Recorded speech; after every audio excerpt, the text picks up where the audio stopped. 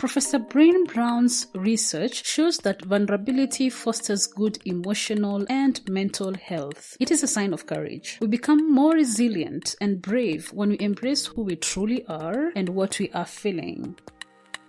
The Vulnerable Scientist podcast is a space for scientists to tell their honest and authentic stories. I am your host, Sarah Nyakeri, who happens to be a scientist, informal science communicator, and I help scientists create personal websites. If you want to support this show, go to www.patreon.com/thevulnerable-scientist. You can also follow this podcast on all social media platforms at TV Scientist Pod. Can you tell us more about your research, like your PhD? Because you mentioned something to do with jet something engines. Yes, jet engines. Yeah. Could you tell us why you are doing that research, like in general?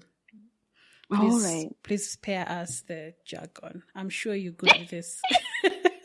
Yes, now that I'm in unconscious competence zone, yes, I'll try and and I love that you said that. I've never heard about that, by the way, but I'm glad that you mentioned that, like why we talk about why scientists are so much jargoners, if there's something like that. I know, because they know, they forget that people don't know, because you've spent so much time and you are in that sweet spot of unconscious competence. Yeah. So it's something that 4 stages of learning, I've appreciated it, and it's every time I feel insecure when I'm learning something new, I just remind myself, hey Gladys, you are just in the first stage. You will get to unconscious competence. So anyway, so my PhD, you asking my PhD. So my PhD in conscious summary, and unconscious competence. I should write this somewhere. I've never heard of it. I loved it. I really loved it. They say you start with unconscious incompetence when you don't know. You don't know. Like you don't know that you don't know. When you talk, people see you. You're like, that's really a stupid idea. But according to you, it's the best that you know. Yeah, it's brilliant. I know. Anyway, it's really interesting. It's called Abraham Maslow 4 stages of learning. Okay. Yeah. So let me tell you about my PhD. So I'll tell you what the PhD was the gap that we are trying to fill, or what we're trying to accomplish. My PhD was, so in an aircraft engine, when you are flying, there is so aircraft engine has so many components actually, but on the mechanical side of things, because I was coming from mechanical engineering, it was still like mechanical engineering problem, but in the UK or at the University of Oxford, they called it aerospace engineering, and that's why now I still feel insecure calling myself aerospace engineer, because engineer. I feel like I'm mechanical engineer. But the research that I was doing was in aerospace. Okay. Aerospace mechanical engineer. Is there something like that? Yes, that would be good. Okay. That would be better. Yeah. So anyway, when you look at aircraft engine, it has so many components, but mechanically speaking, we can classify the engine into 4 major components. The first component is the fan. The next component is and I'm starting all these components. I'm starting from the open end. When you're boarding an aircraft, you can see fan section. Like you can see the open end. That's the fan section. And then obviously you can't see all the intestines because it has that cylindrical drum-like casing. But if you start from the fan, you can move on to fan. Is the casing of the aircraft, or no, what is the fan? No. Fan is the front part. The casing is different. The nose. Okay. I don't know if it's the nose. The nose, I think, is the end there where it's narrower. Okay. Because it's wider and then it becomes narrower. But it's found on the front. So on the wider end, on the front, yes, on the front of the engine. When you board an aircraft, if you are using the airplane stairs, not the overpass, you can see the engine. You can see the opening on the front wings. part of it. On the wings. Yes. Okay. And it looks the engine they're normally on the wings, attached to under the wings. Yeah, and it's I see something like They look like looks, drums. yeah, like inside it's like I wish you could see what I'm doing. But whatever. You can Whatever see, I yeah? did. You can see the thing? Yeah. Yeah. Okay. Yeah. So you There's the can see fan. under the wings. Under the wings is an engine. Sometimes, depending on the size of the aircraft, you can have a pair. You can have 2 pairs. You can have 2 engines under one wing and then 2 engines on the other side. But mostly, it would be a pair, one engine under each wing. Now the openings, now there is a wider end and then there is a narrower end. So on the wider side, the opening. So there is a casing that kind of it's the skin that covers the intestines of the engine. But when you look at the wider side, you can see the fan. It's normally you can see the fan on the outside of the wider end. Now, if you move from that, you move from the fan, you go to compressor, you go to combustor, and then you go to turbine, and then you go to nozzle. That's where the narrower end, where we expel everything. So the simple process is the fan rotates and then it sucks in air. The air is compressed in compressor. While you are compressing, the volume is reducing. From the word compress, when you compress something, you're shrinking it, you're reducing the volume. In the process of reducing the volume, the temperature increases. It warms up. There is a formula of that. And then the reason we are compressing, we are preparing it, we are prepping it to be ready for combustion. We want it to explode. It's like a bomb, right? Like you compress air, and then when you ignite or excite it, it explodes because the air is trying to escape at very high velocity. And that's the whole essence of compressing. And then in the combustor, it burns. When it burns, which want is now it to the next explode. step. So we are from the fan to the fan, compressor, then combustor. Yeah. On the combustor, we actually want it to explode. And the higher the velocity, the higher the temperature, the better. You can imagine, right? Like if you want, like boom, you want the highest. Yes, you want that's what you want. You want a bomb, and then that bomb of air now, like that super pressurized, high velocity and high temperature, while they are trying to escape the combustor, we put at the downstream of the combustor, we have these turbine blades that are in a disc. Like there is a disc, and then on the outside of the disc, there are these cup like would I say cup? Not really cup. I'm trying to get a nice analogy, but they are like placed on the turbine blades are placed on the there is a rim, like a rim structure, and then they are like this turbine blades. So when the air is exiting, think of a wind turbine, right? Like those spikes on the wind turbine. When the air passes, the blade is they move exactly. So that's exactly the structure in there. But obviously the blades are smaller in size compared to wind turbine. Now when these blades move, they cause rotary motion. So they rotate, and then that rotation. And so it rotates and generates power, and then they exit. Remember, they're still at very high pressure, high velocity, high temperature. So while they are exiting at the end, at the narrower end, and the narrower end is made purposely to be narrow, so that think of a balloon. When you blow air in the balloon, when the air is trying to exit from the small end of the balloon, it pushes the balloon backwards. In physics, the action force equal to reaction force, and that's exactly what the engine designers wanted. That when the air at high pressure is trying to exit the narrower end, it's kicking the engine forward. Okay. And as you can imagine, that process has to be continuous. So you have to use the fan to continuously suck in air, and it goes through all that process, and then it exits at the narrower end, kicking the engine forward. And before you know it, you are landing in Mombasa from Nairobi. Oh, That's Now the interesting. problem is, like I mentioned, people who are designing combustor, they want, even us, everyone doing this, we want the combustion to be as powerful as possible. That means high velocities and high temperatures, especially the temperature bit. Now the problem is the material of the turbine blade, which is lying downstream of the combustor, has a melting point. And most of the time, the melting point is below the temperature of the gases.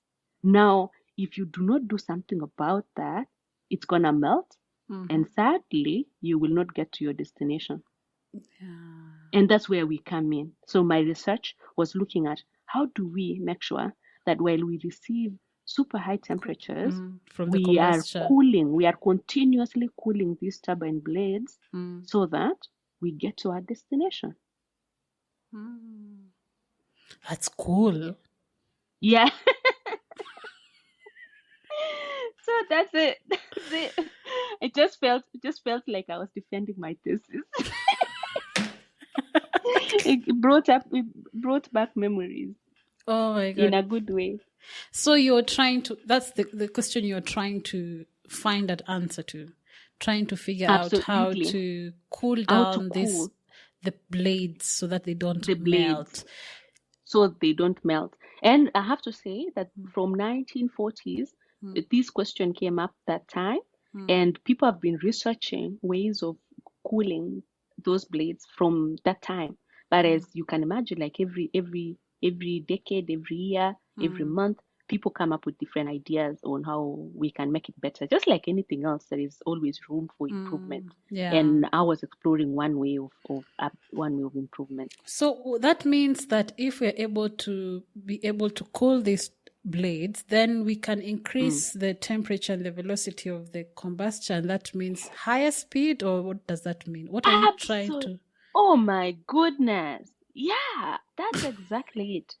That's exactly You're making me feel like a genius. Think I should give you my research to pick up from where I left, because you've just nailed it. Okay. So the whole essence is the higher the explosion, the better in efficiency, right? So and when we talk of efficiency, when you think of efficiency, that means for the amount of fuel that you are using today, if you make it efficient tomorrow, that amount of fuel will take you longer. And also when you think about, or if you're still going to the same destination A and B, if you fix the distance, then it means if the engine is efficient, you will need less fuel to get there. And less fuel means less emissions. And that's the whole point.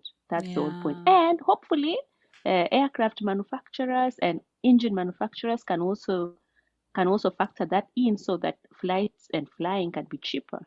Oh yeah. So sorry, I'll still ask you a question that I shouldn't be asking because we've already gotten what you're trying to say. But how did the fuel come in here? In the combustion? So the fuel is.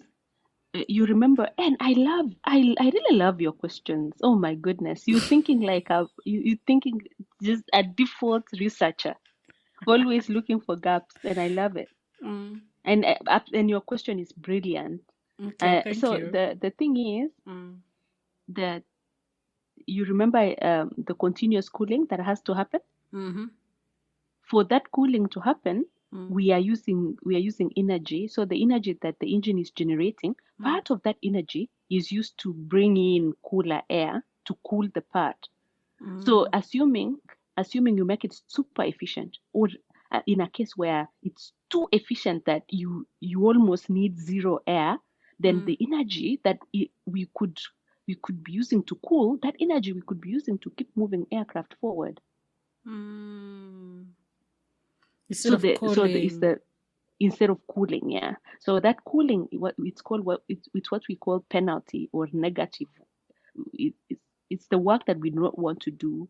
It's the I'm looking for the right word. It's the evil that is unavoidable. Like you have to do it. We don't want to do it for the efficiency's sake because it kills efficiency, but we don't have an option. We have to do it, but we have to do it with the minimum penalty possible. All right.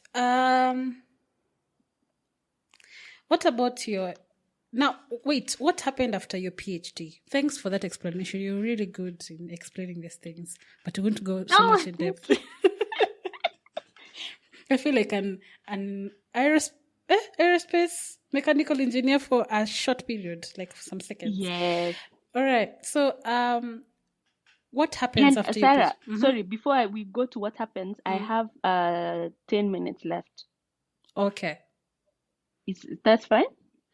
No problem. If you have 10 minutes Okay. left, we can continue later when I'll just ask you the 4 remaining questions that I had in mind later on. Oh, we can try and squeeze in. I can try and because later it will be too late for you, because I'm going. There is something I'm gonna do for about 4 hours from now, which I think will be too late for you. We could try. How long do you think those questions will take? I'll try and simplify. I have no idea, because I wanted to ask you about your postdoc journey to the postdoc, then your postdoc research that you're doing right now, the highs and lows that you've experienced throughout this journey to where you are right now, because that's when you've gotten to that point that you haven't mentioned. Then I was to ask you next about the hobbies that you do. And anything else that you'd like to add on top of that? Okay, you know what? I'm gonna push the other. I'll tell the other guys to wait for me. Okay. Yes, let's continue. I think I would love if we could finish, because I don't know like what time I'll finish the other things. Okay, great. So take us through from your PhD and getting a postdoc. Like, then tell us more about the research about that. All right. So my journey is in 2018. I think I was in my 3rd year. I was starting to think about what next. And I was really open to any job. And around that time, I found this Schmidt Science Fellowship. And I really loved their mission and what they were trying to accomplish. What they're trying to accomplish is to mold or promote multidisciplinary or interdisciplinary research. And so they give you money, they give you a postdoc money, and the only thing you have to do is you have to move outside of your PhD area and try something different. Okay. And at that time, I think I was starting to be a mini expert in aircraft engine cooling, and I was yearning to learn more. Like I mentioned, I still don't feel like I'm an aerospace engineer, because I don't know. I at that time I knew little about aerospace, just apart from the aircraft engine cooling thing. So I was open to the idea of exploring more within aerospace and learning different research areas and different ways that people think about research problems and their solutions. And so I got the fellowship, and it's because of the fellowship that now shifted gears, and my postdoc research moved from aircraft engine cooling to satellite fuels. So for us to do navigation, GPS, for us to do communication, and all the other remote sensing, for us to see deforestation and all these other things on Earth, there are a number of satellites in orbit that help us to achieve this mission. Now, these satellites, they need not all of them, and things are also changing, but they do need fuel or they need propulsion system to occasionally correct if they are losing orbit, to correct that, to go back to where they were in the orbit, or what we are proposing, or what we are seeing happening in the future, is because there are more and more satellites going in space. In the future, everyone will be required. So I think in the past, because there were very few satellites, people would just launch their satellites, they do the mission that they wanted the satellite to do, and they forget about it. and then it's created debris, lots of debris in space, which is not very good. Now in the future, and there's so many discussions around that and research going on around that, how to first of all mitigate or solve the debris issue that we have, and then thinking into the future where there are more and more satellites. Like SpaceX alone is launching, I don't know, I think they are planning to launch 4,000 plus Starlink satellites. That's only one company in one country. Now you can imagine more and more companies coming into this space, especially from our side of the world. The non-spacefaring nations, they are also coming in and they want to launch satellites to do whatever they want the satellite to do for their country or for their people. So in the future, there are going to be a lot of satellites. And now what we are seeing, or what we expect to happen, is the people launching satellites will be required to remove or dispose their satellites at the end of their mission. Now we think that what I'm researching is it's a propulsion, particularly chemical propulsion, using eco-friendly and sustainable fuels. These fuels that we are researching is based off candle wax, the normal candle that we light at home. So that wax has some propulsive power, and we are exploring or researching that to see if we could maybe use that actually at the end of satellite's mission to dispose it. So it's really exciting. I'm really excited about excited about that. So that's my current postdoctoral research.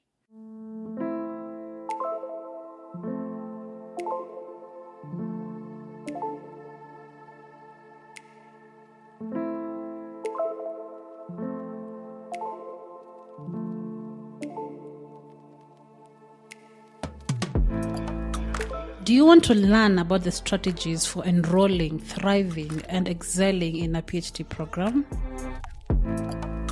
Dr. Gladys Ngetich has written a book on the PhD journey with lessons from various PhD students across the globe and from her lessons as an ex-Oxford PhD student. Dr. Gladys is now a postdoc researcher at MIT.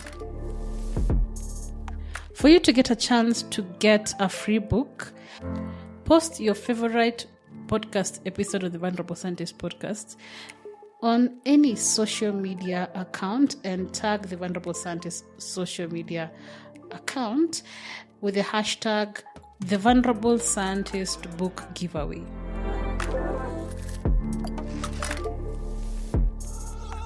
You can now pre-order the book on Amazon or as an ebook on Kindle, Kobo, Thalia, etc. You can get more information on this book on www.gladyschepkirui.com/books.